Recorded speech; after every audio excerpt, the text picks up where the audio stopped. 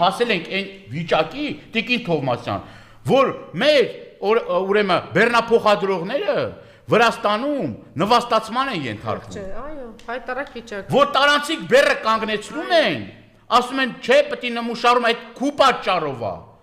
պատճառով։ Նիկոլ, ասա, դու քու պատճառով որ տնտեսվարողները, հիմա կոնյակ արտադրողները, խմիչք արտադրողները մենակ են մնացել, անտեր են մնացել այդ մարդիկ։ Այդ բեռները կանգնեցրել են ամիսներ շարունակ Վրաստանի տարածք։ Սա հայտարարություն է, թե հայտարարություն չի մեր ազգի համար։ Այս գյուղատնտեսական սեզոնի, էսա մեկնարկն է տրվում։ Մի քանի օր առաջ այդ մարդիկ գնացել են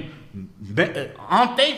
գնացել են, որովհետև անտեր են մնացել։ Անտեր են մնացել, գնացել են Վրաստանին, դե փոխանակ, որովհետև գիտեն գնան այս կառավարության դեմ ինչ ասել, այս կառավարությունը հարցնուցու հայճավա շանտեղ դրել։ Միտեղ մեր վարորդներին ուրեմն մի քանի օր առաջ էլ աչքովս ընկավ, որ Իրանի այս իսլամական հանրապետությունը